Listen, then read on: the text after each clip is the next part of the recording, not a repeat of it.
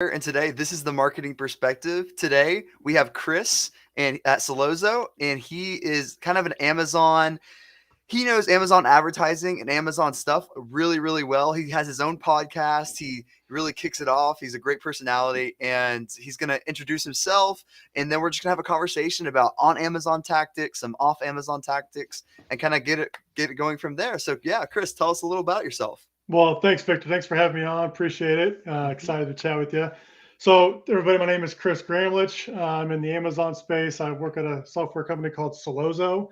We manage PPC ads and help with automating that for sellers. But I got in this game just, well, I think by a lot of people did, by just watching YouTube videos. You kind of like went down like a path. Like I did the retail arbitrage, and then I did the wholesale, and then I was like, I'm gonna do private label.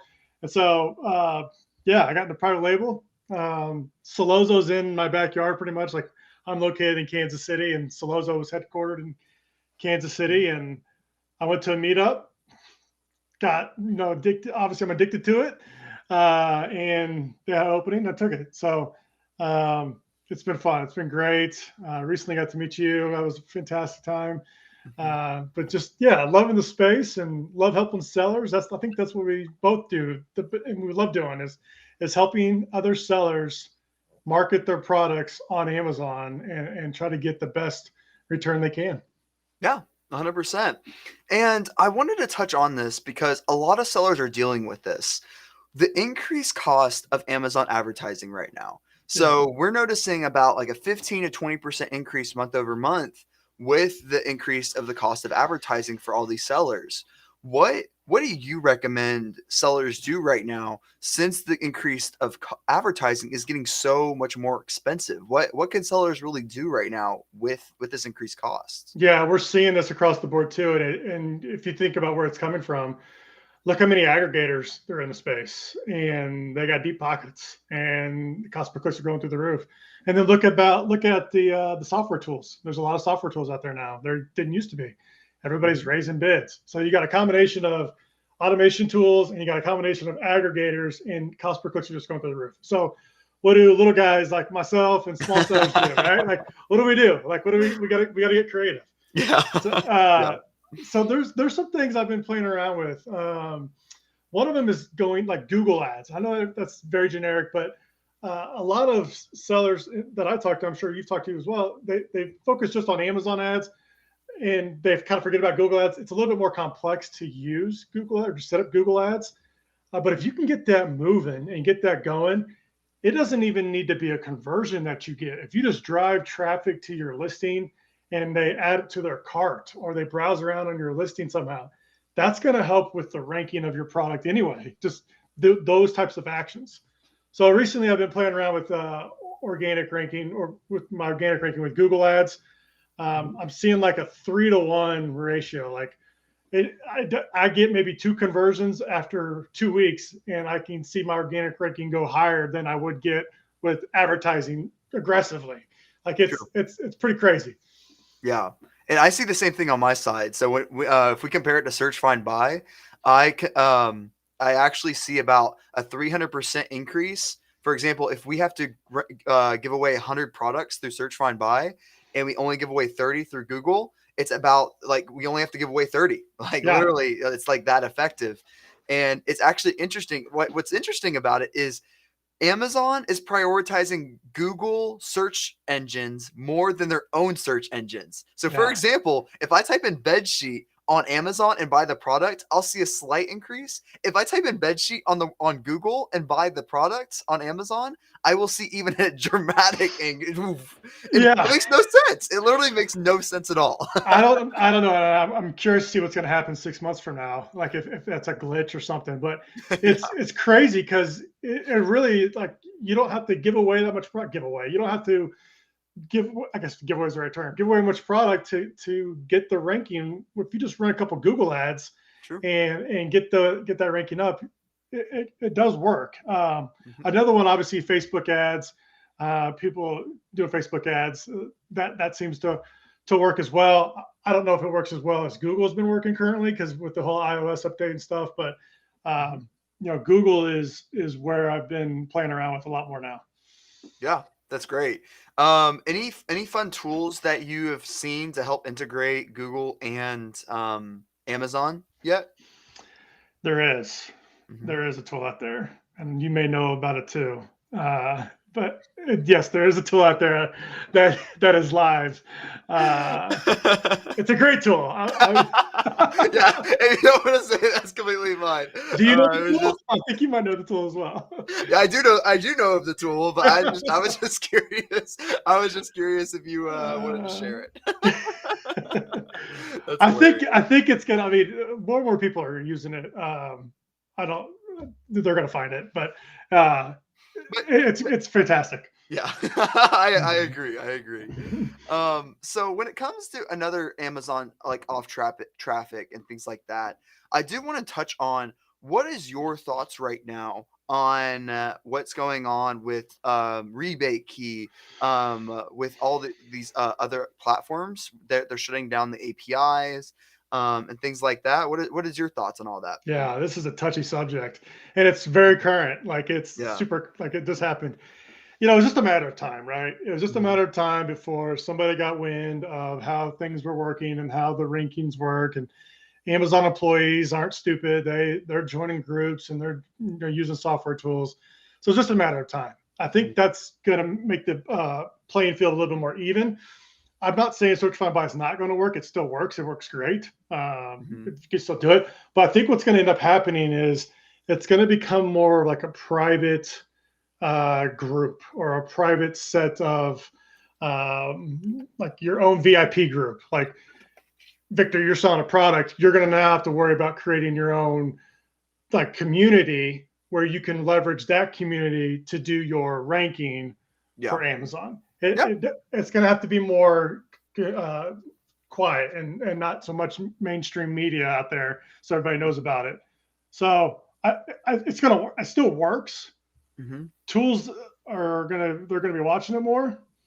Um, I think people are still going to do it. I think Yeah. it's going to live on for years. It's going to take a while to get that on. Now, I have heard like by the time somebody clicks on your listing to the time they get to add a cart, they track that time frame. So if somebody lands on your product page and adds to cart immediately, that doesn't look as natural as somebody going to your listing, looking through the images, reading your bullets, and then adding to cart. So I know they're tracking that. I Hmm. just think it's going to become more of a private thing that people are going to be doing. Yeah. And my opinion on all this is that external traffic will always work. Like, Yeah, no matter what happens, like, let's say Amazon 30 years from now, whatever that next Amazon is, they are going to somehow reward you through sales velocity, whatever it may be, for sending that external traffic to them because they get a benefit off of it. And for if they sure. benefit from it, they will somehow reward you for it. So Yeah, like that's the say all, whatever it's search find buy, whatever it may be, external traffic will always all caps work to that sending is your traffic legit. to Amazon because you will Yeah, always benefit from it. yeah, you're 100% right. Like even if you see with the affiliate programs, like people you can get reimbursement, and then like the brand link that Amazon gives you for your own brands, like Yeah. you get a little bit reimbursed back there. So Yeah. I'm with you. External traffic is always going to be the winner there. It is. It is. And so it sounds like for the most part, Google is your main source of traffic right now when it comes to the offsite traffic. Is there any other either recommendations you recommend with using the Google ads, either that or any other channels that you do recommend on top of that? Yeah, social media, Instagram. I think Instagram's good. Getting an influencer list, getting that figured out, getting that worked on. That was something really big that was mentioned at a conference, and so I think that's going to be a big driver Hmm. as far as getting influencers and people buying your product. And not only that, but that type of content is like forever green, like green always, like it's always out there. So if Yeah. somebody buys your product and takes an image of it and posts it, that's always going to be on social media out there, so people can always find it. So Yeah. that's another one I'm playing around with is building an influencer list. Reaching out to small micro influencers like 1 to 10,000 influencers in the niche. Send them a message. Hey, look, I'm trying to build an influencer program. I've even seen some like build a separate website where they put them on, like go through the website to fill out the form to, be a little bit more legit. But you're building an asset. And then what's going to happen when you sell your brand? It's just going to get a bigger multiple because you have an asset that those aggregators want, and you're going to add more to your bottom line when you go to sell. So, True. yeah, it's now becoming more of a who's the best marketer, right? Like it's not so much like it is. The product still has to sell, and you still got to do Google product research, but the days of just slapping a product on Amazon and running PPC, yeah, that's not going to happen anymore. You're going to have to be creative with inserts and social media and Google and all that kind of stuff. Yeah. It really is the key to success now. Like it really is. With the rising cost of advertising, it's becoming less and less profitable. And then external traffic really is the only source at that point. That's really all you can do. Like when it comes to being successful, things like not only that, but like the cost per clicks are super, super cheap on Google. So, think about what you're paying on Amazon advertising, $2-3 cost per clicks going through the roof.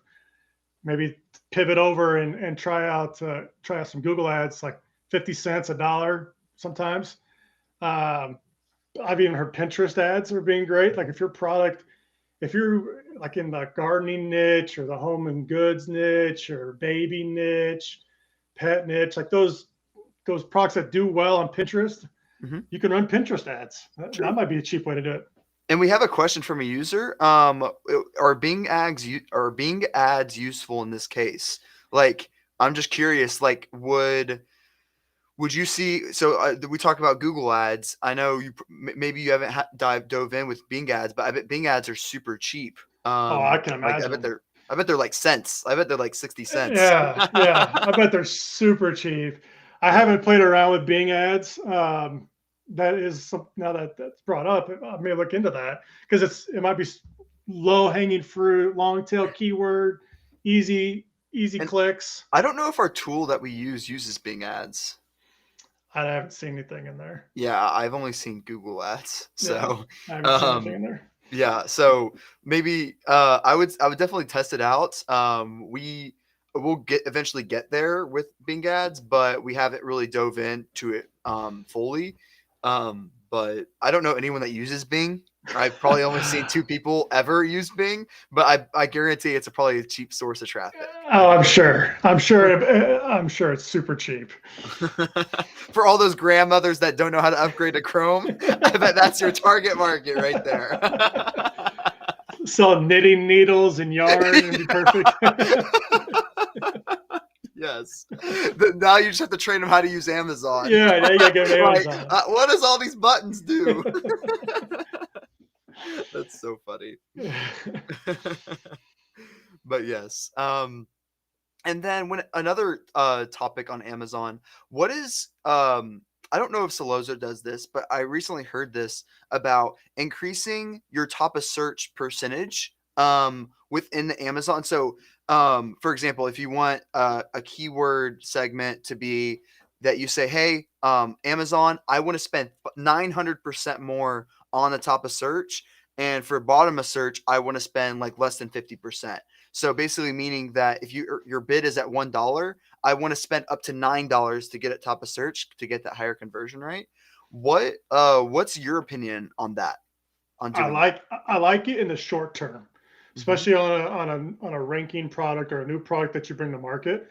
I like it on the short term because they can get really expensive really quick.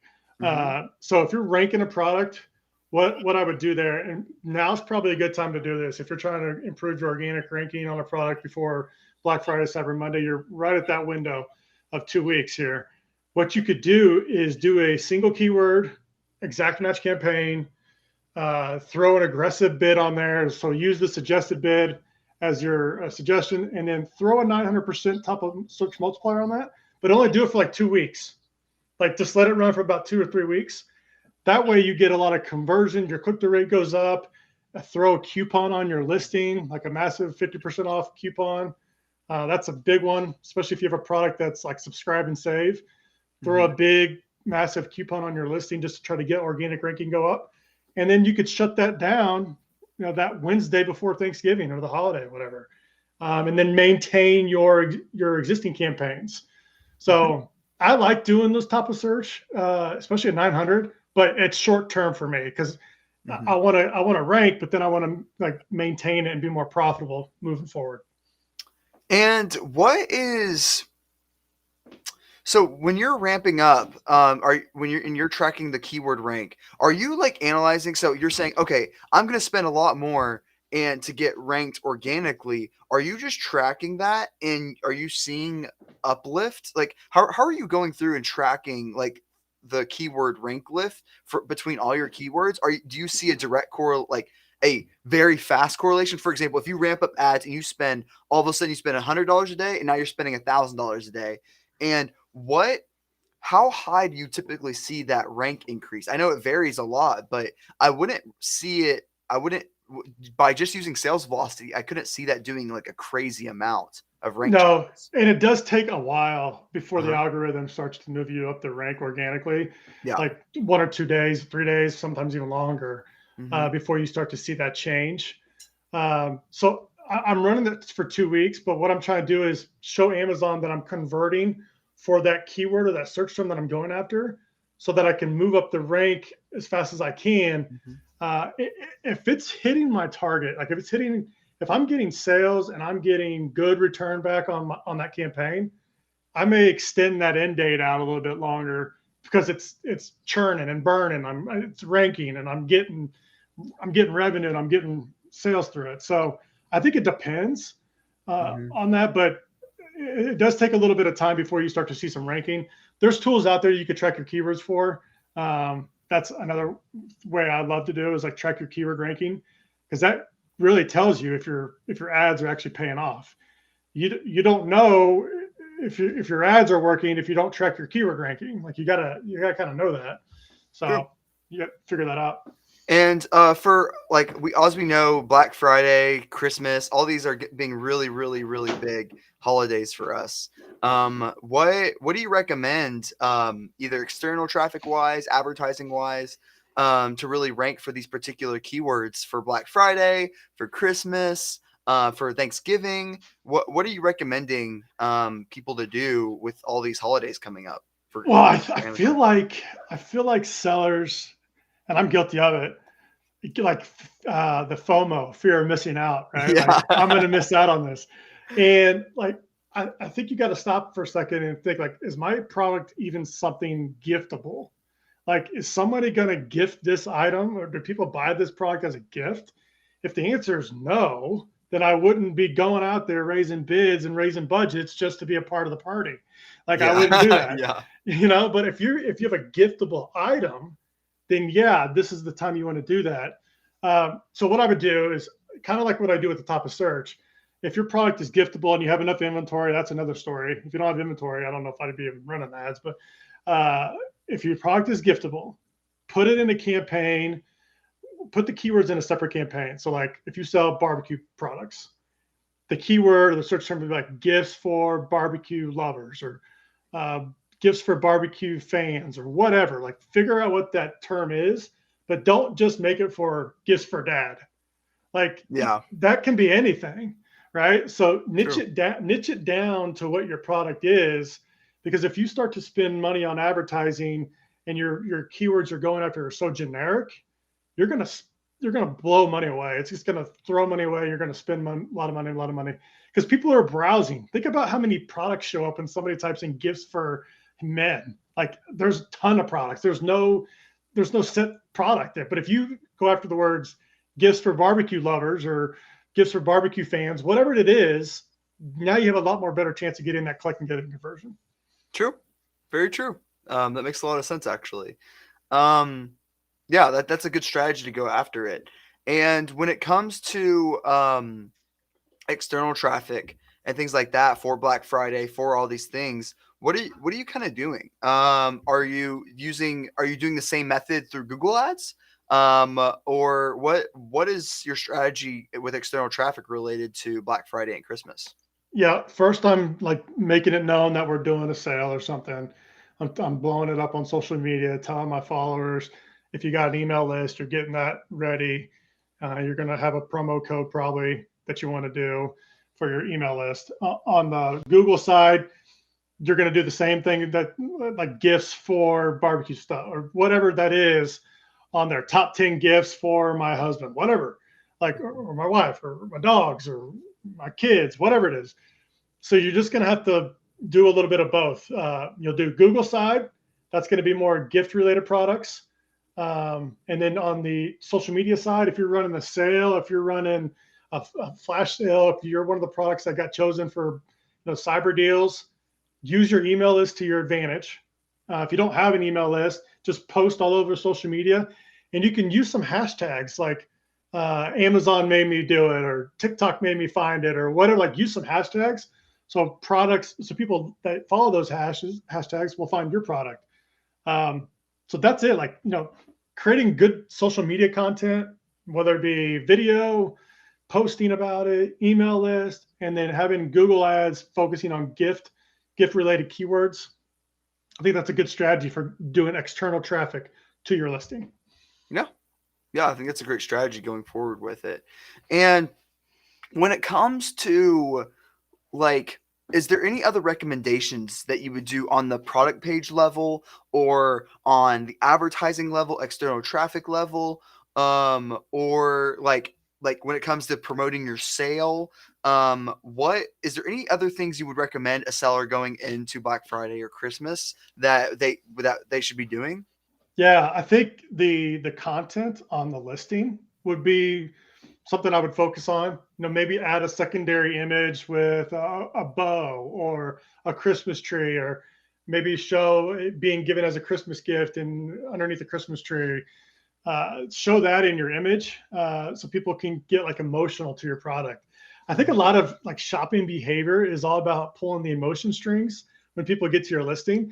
And if you can relate to somebody that's buying a product for Christmas and your listing portrays that message that they're looking for a gift, you're going to get that conversion. Looking at your A+ content, I wouldn't change my title. That's one thing I would not do.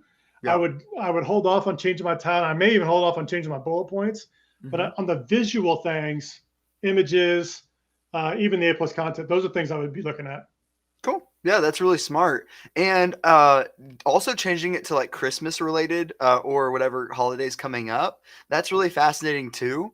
You don't necessarily need, I've seen products on Amazon where they just like get a surprise kid that goes like, ah, and like literally it's like that. It's not, they're not holding the product, but Right. it's literally like a stock photo of them holding another product, but it's like, it's in a box. It's in a gift box. So they can't even know what it is. And then it was like you can put like bullet points or whatever. I've seen But then that think before. about it, like if somebody goes to that listing and they're looking for a gift for their nephew, and they're not really sure if it's a gift for their nephew, like they're kind of like maybe not, but then they're like, oh, it is, it works. Yeah, exactly. And another way is I need more and more sellers need to be utilizing infographics within their Yes. listings. Whether if it's text, just having your normal Amazon images and then just putting text over it, saying like, hey, this is another thing. Because if you look on mobile, like that takes up almost like 40%, 50% of your screen. When you press on a mobile listing, it's the images, and people swipe through your images. So people aren't going down to the bottom of the page for bullet points. They're not going to anywhere else. So it's really important to explain what your product does within those infographics, because that's where most of the people are actually going to be viewing is your infographics. Well, think about it. Like, I don't know the last time I actually read bullets. Like I know they're there, but usually it's the title. Like, you skim through the title real quick, and then you're just going through a couple images and you're looking at the price and you're like, yep, that's it. That's about it. So that literally is. Yeah, and like it's really important, kind of what the comments are saying in right now in the chat. It's really important to really like when we're selling products and we become the expert of products, everything becomes obvious to us. It's like, of course our product does that. Of course our product has these features, and you expect people to know those are the features. But it's really important to reemphasize those within your infographics, within your bullet points, within everything, because what is obvious to you, is that the person that actually created the product, is not obvious to your customer. You have to dive into your product page and say, okay, what do I know? Nothing, and I am trying to learn what this product does. And you have to dive and go through the psychology of your buyer and understand, okay, I'm going through the infographics. This is confusing to me. This doesn't show it how I want it to be. It's really important to dive into the customer's perspective so that way you can help really go through that experience and optimize accordingly. It's I important. agree, and this all goes back to advertising as well. Like True. you can blow money on advertising, but if your listing's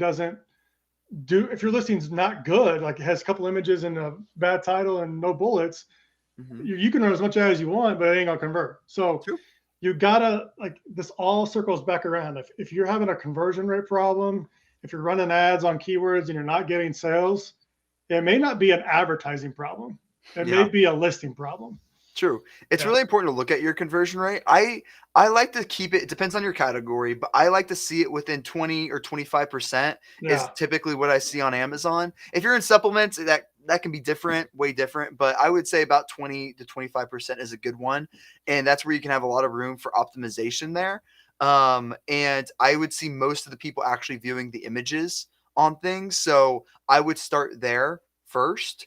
And you can definitely play around even with the main image. So say if you are a supplement, you can add a scoop, like a scoop of the powder Yeah. in front. Now you have to be careful. You can't put like banners and anything else anymore, but Yeah. like you can still, there's still a lot of room for putting things on that. And when it comes to your secondary images, you can do anything you want. You can put as many banners or whatever you want. As long as it's not on your main image, you can do literally whatever you want on your Amazon images, to Yep. be honest. Yeah, Yeah. this is that marketing game, right? Like Yeah. you find a product, now who's the best creative marketing guy?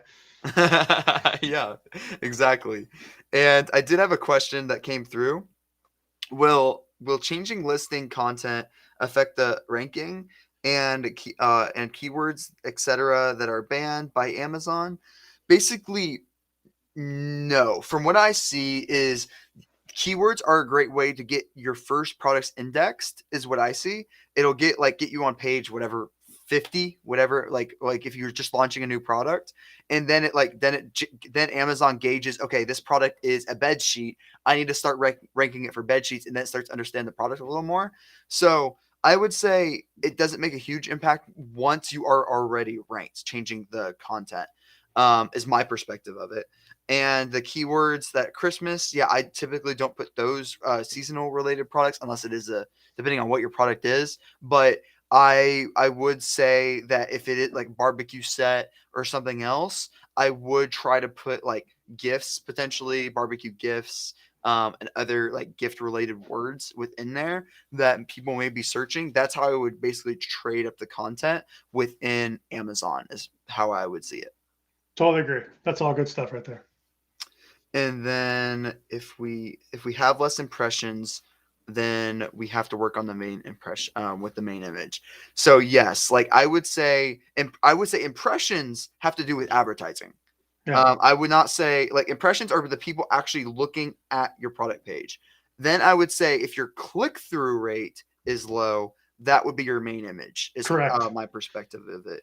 And so if your click through rate, if you see a ton of people are clicking and your click through rate is really bad, then I would say, okay, change up your main image, increase the quality, put some scoops or whatever your product is. I have literally seen by zooming in 45% more into the actual product itself, so reducing the amount of white space.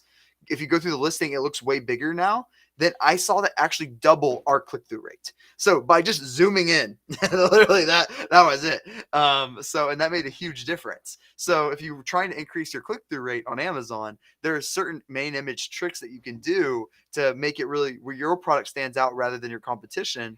And that makes a big difference. It really Yeah. does. I think Yeah, I agree. One thing I do like to do is always look on mobile to see what your listing looks like compared to your competitors. So true. type in your main keyword and see what your main image looks. And then you can make it bigger, zoom it in. Yeah, all that stuff is going to help with getting clicks. True. True. And another one, we have to change the flat files for gift. Yes, so I would always recommend that you have that enabled, that your gifting ability, because you know how Amazon has that little checkbox is like this is a gift, and you're able to check mark it, and then they're able to gift it and package it for you. That is like I've actually had this happen last Christmas, that I was looking for something quick that is already pre-gifted, and I was like, oh, this product doesn't have a gift option. And I was like, okay, let me just switch to this one and buy this one instead. So I actually had that happen where they didn't allow gifting, and so make sure on the back end, within your Amazon flat files, you have gifting enabled, so that way you can, Amazon does it for you. Like I don't think a seller has to pay anything. It's literally just an option. You say yes that Yeah. you want it to be gifted, and that way you don't have that drop off of people that are wanting to use that option, because I use that option for everything.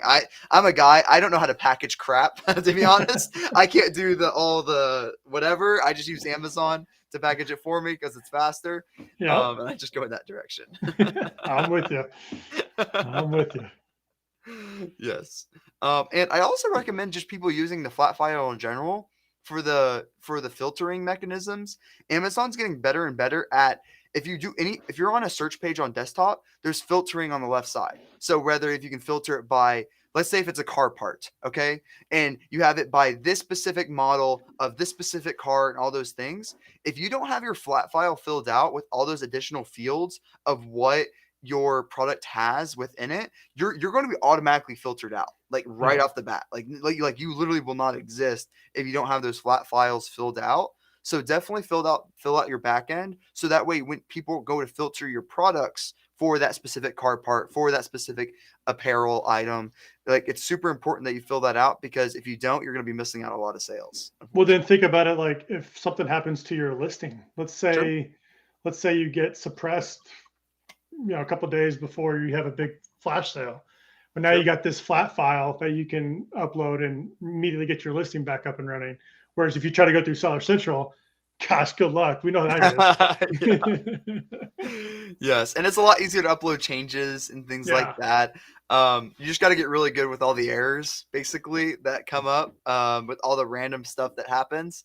But once you get that down, it gets a lot easier, to do things. Content changes just in general on Amazon have been getting a lot rougher, but it's not as bad as Walmart. Walmart is literally the worst in the world, making content changes. So at least it's not that bad. But yes, having a flat file and using that to your advantage will go a long way. It really will. So yeah. And also, inventory. That's a huge problem for a lot of Big deal. people. Yeah. What are you seeing on inventory? Do you have any recommendations on the restock limits? How does that pair in with advertising? Like, what is your perspective on that? Yeah, I mentioned it at that conference we were all at. Is like if if you don't have at least 30 days of inventory, I don't know if I would be running ads and take home the profit. There could be a debate out there about that as far as your ranking and maintaining sales rank, but I think at the end of the day, we're all in to make profit here. And if you're just throwing money at advertising and you're just accelerating your growth, but you still have product on the water that's going to take another 45 to 60 days before you can even get it in, you got Mhm. to start over again anyway. So True. I would hold off if you don't have at least 30 days of inventory. I would maybe pull back the reins a little bit on your ads. And then as you start to get more inventory in, then you could boost your ads back up again. Yeah. That's just where I stand. And if you're running out of inventory, if you're making orders, like we obviously know that we don't want to do this again next year where we're all in this mess. So I think Yeah. getting a 3PL or having somewhere where you can store some inventory and then work with your supplier. Maybe you can get some type of payment terms. Mhm. If you order more product, maybe you can make payments on it throughout the year. But this way, you're not running out of stock when Black Friday, Cyber Monday come.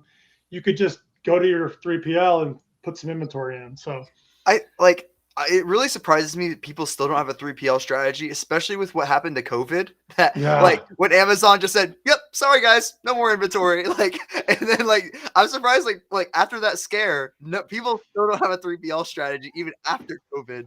It really surprises me actually. I think that brought I think that brought this point up to a lot of people during COVID. Like Yeah, everybody was still selling, FBA shipped to Amazon, and then when Amazon flipped it like that and prioritized products, people were like scurrying around yeah, because they were like the lead time was 2 months on some products that yeah. were still FBA. It's kind of crazy.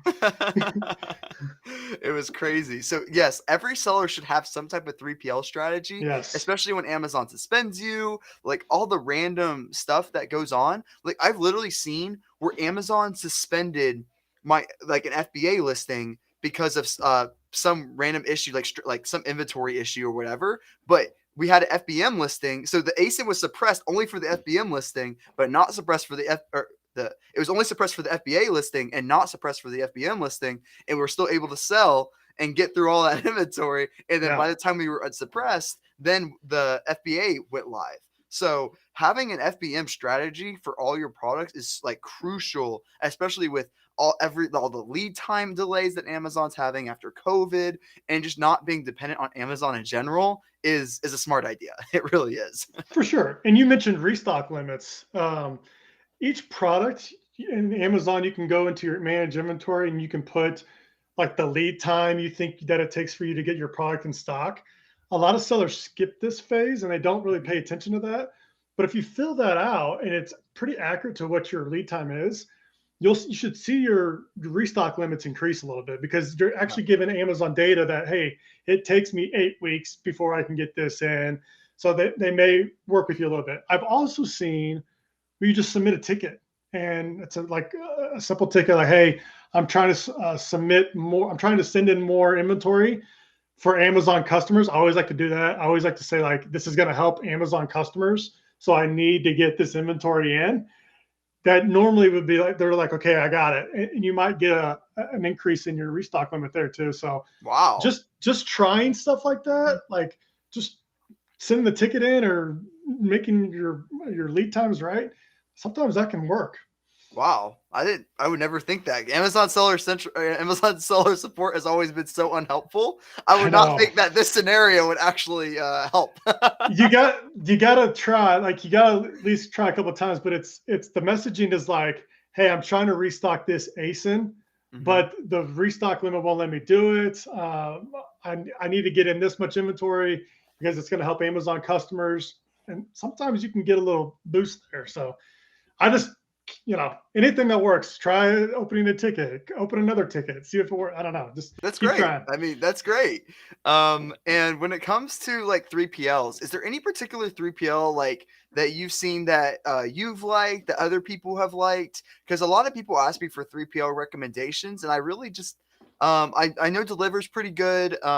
Is there any recommendations on what 3PL out there that is that you've seen been doing well so far? I don't have one Hmm. because there is so many. Yeah, There's so there's a many lot. now. There's a One lot. thing I would look to do is, so maybe check out with your supplier and see if you can store some in their warehouse before you ship it to Amazon. And if your supplier's in China, maybe you could split up the shipments in two different shipments so that you're Mhm. not sending the whole thing at once.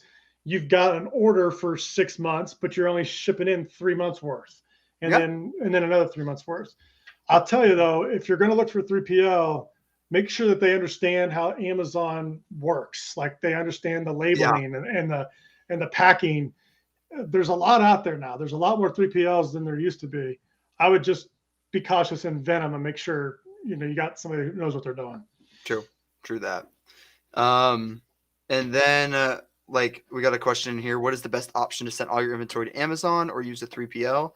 I typically do half and half on what other sellers do. So basically we send in half inventory to FBA and half into, but you can change that whatever your sell through rate is. So if you sell through a lot, I usually change that to 80/20. meaning that I send 80% to my FBA and 20% to my 3PL. If I know I'm going to have a high churn rate throughout that, and if I notice that my if my lead times can catch up, then I usually keep going to FBA and I just use that 20% as a backup for everything.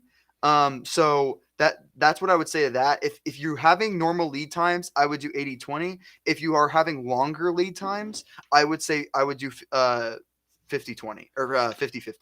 I guess the question is like, what's all inventory? Is it 1,000 units? Is it 500 units? Is it 200 units?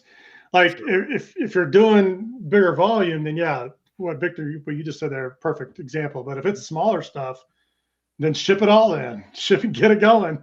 Yeah, and honestly, with the restock limits, you could probably just send as much FBA inventory you got, and then with the restock limit, whatever that is, and then the the rest into the 3PL. Like it would be that easy, to be honest, for I some think on that days. restock, Amazon knows that sellers are having a problem with this, Yeah, like the restock. So I think that's going to go away. really. Not go away. I Uh-huh. shouldn't say go away. I should say it's going to increase. Like people are going to have more inventory to send in. You're just seeing them build more warehouses and they hire more employees, so they're aware of it. I don't. It's not going to go away, but Mhm. you're going to see your levels be a little bit See, higher. see, I thought that right after COVID, whatever that January, like after that Yeah. Q4 2020, I was like, I'm so excited, like all the inventory limits are going away, everything's gonna work out, everyone's gonna be Boom. happy, and then, like, nope, it just got worse. Yeah. I mean, Yeah, I think it's gonna. I know they're aware of it. yeah, I mean, you could just tell. I'm sure they got blown up when people try to ship stuff in. So yeah, yeah, I know yeah. I'm opening tickets. So That's funny. And then one more question in here.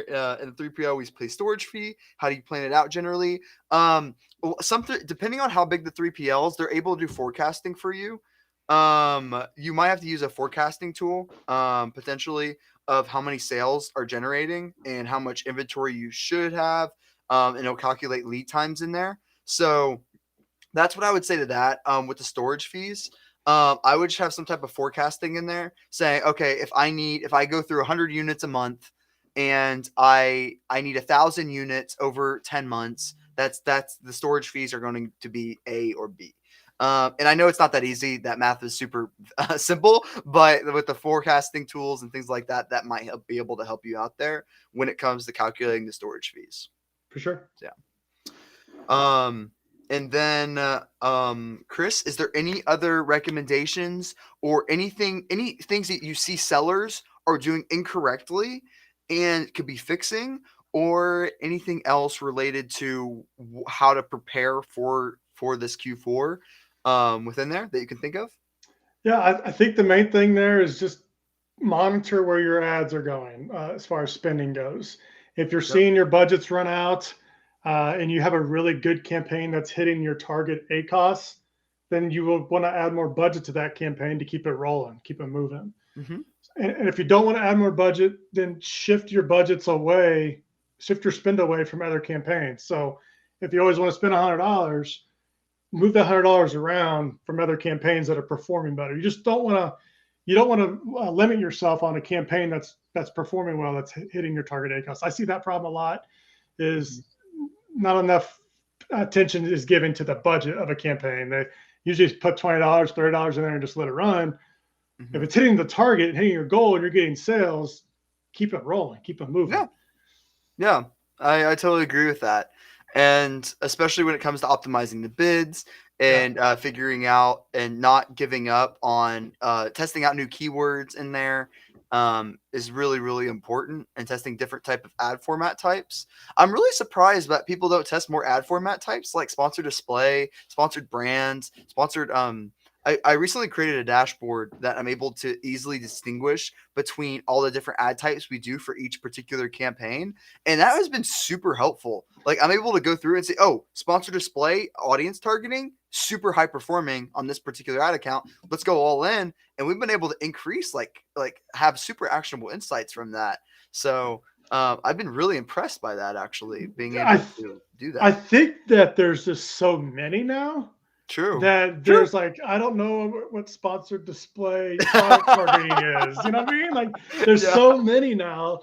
Everybody Yeah. knows sponsored product and sponsored brand, but they've added all these other types, categories, and view remarketing, and like there's so much you can do now. I think people just get, let me just go where I always go: sponsored product, Yeah. exact match. Exactly. Yeah. Always exact match. Never testing new keywords. Never testing new keyword. Oh, that's great. But yeah, guys, that's all we have time for. Chris, is there any final words of where they can follow you? Sure. Where they can reach out? Any other information? Oh, tell them about your podcast too. Can you give them all that information? Yeah, appreciate that. Thank you. You could find me over at sellozo.com, SELLOZO.com. You could book a call. We chat, me and Dustin chat about Amazon all day, and the podcast. Podcast is called Two Amazon Sellers and a Microphone. Mm-hmm. Sometimes it's 3, sometimes it's 4. Mm-hmm. So we always have people on, just chit chat and talk about Amazon and just share people's thoughts. So you can find me there, those 2 places. That's great. Thank you, Chris, for coming on. It was a pleasure having you on. This is the Victor Dwyer Marketing Perspective. Let me know if you have any other questions, guys. Thanks for watching.